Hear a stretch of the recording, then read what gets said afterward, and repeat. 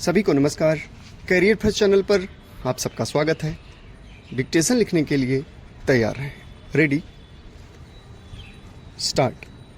इसी तरह सामाजिक आवश्यकताओं को पूरा करने के लक्ष्य के साथ शुरू हुए निगम प्रायः नैतिक विचारों और सामाजिक दायित्व की कीमत पर अधिक बाजार हिस्सेदारी एवं लाभ की इच्छा से प्रेरित होकर एकाधिकार में विस्तारित हुए। व्यक्तिगत स्तर पर आवश्यकता का लालच में रूपांतरण प्रायः भय और असुरक्षा से प्रेरित होता है।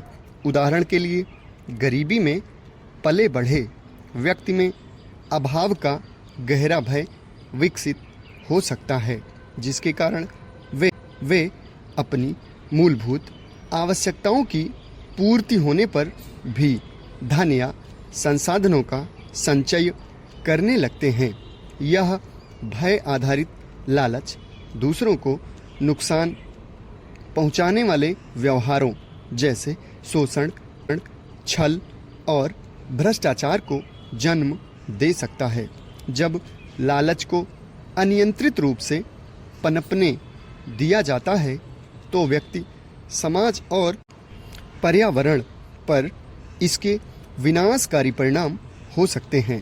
लालच के सबसे तात्कालिक परिणामों में से एक सामाजिक विश्वास और सामंजस्य का ह्रास है। लालच व्यक्तियों को दूसरों के हितों पर अपने हितों को प्राथमिकता देने के लिए प्रेरित करता है, जिससे प्रतिस्पर्धा, संघर्ष और सामाजिक विखंडन होता है। चरम मामलों में इसका परिणाम हिंसा, युद्ध और सामाजिक व्यवस्था का विघटन हो सकता है। वर्ष 1984 में भोपाल गैस त्रासदी इसका एक स्पष्ट उदाहरण है, क्योंकि यूनियन कार्बाइड कॉरपोरेशन द्वारा लागत में कटौती के उपायों और लापरवाही के कारण गैस रिसाव हुआ, जिससे हजारों लोगों की मौत हुई तथा स्थानीय आबादी के लिए दीर्घकालिक स्वास्थ्य समस्याएं उत्पन्न हुई। हाल ही में ग्रीडफ्लेशन अर्थात लालच में वृद्धि की घटना देखी गई है, जहां कंपनियों पर महामारी के बाद लाभ बढ़ाने के लिए कीमतें बढ़ाने का आरोप लगाया गया है। इससे आर्थिक असमानता बढ़ी है और औसत उपभोक्ता पर वित्तीय दबाव बढ़ा है। लालच का पर्यावरणीय प्रभाव बहुत ही गंभीर है।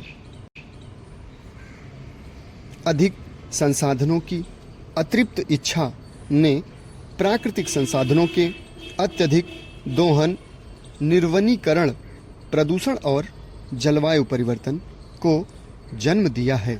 इससे न केवल अनगिनत प्रजातियों के अस्तित्व को खतरा है, बल्कि पृथ्वी पर मानव जीवन की नींव भी कमजोर हो रही है। अल्पकालिक लाभ की आकांक्षा भी लोगों और निगमों को उनके कार्यों के दीर्घकालिक परिणामों के प्रति अंधा बना देती है, जिससे पर्यावरण का क्षरण होता है तथा जैव विविधता का ह्रास होता है। हाल ही में वायनाड में हुआ भूस्खलन अनियंत्रित मानवीय लालसा के पर्यावरणीय प्रभाव का एक दुखद उदाहरण है। भारी बारिश के कारण पुंजीपुट्टिम, चूरमाला, अट्टामाला और कुनहोम सहित कई गांवों में भूस्खलन हुआ। इस आपदा के परिणाम स्वरूप जान माल का काफ़ी नुकसान हुआ। वनों की कटाई एवं अनियमित निर्माण गतिविधियों के कारण भूस्खलन और भी बढ़ गया। वैश्वीकरण ने वैश्विक बाजार बनाकर इन मुद्दों को और बढ़ा दिया है, जहां धन एवं संसाधन कुछ बहुराष्ट्रीय कंपनियों के हाथों में केंद्रित हैं। ये निगम प्रायः सरकारों और अंतर्राष्ट्रीय संस्थाओं पर बहुत बड़ा प्रभाव डालते हैं।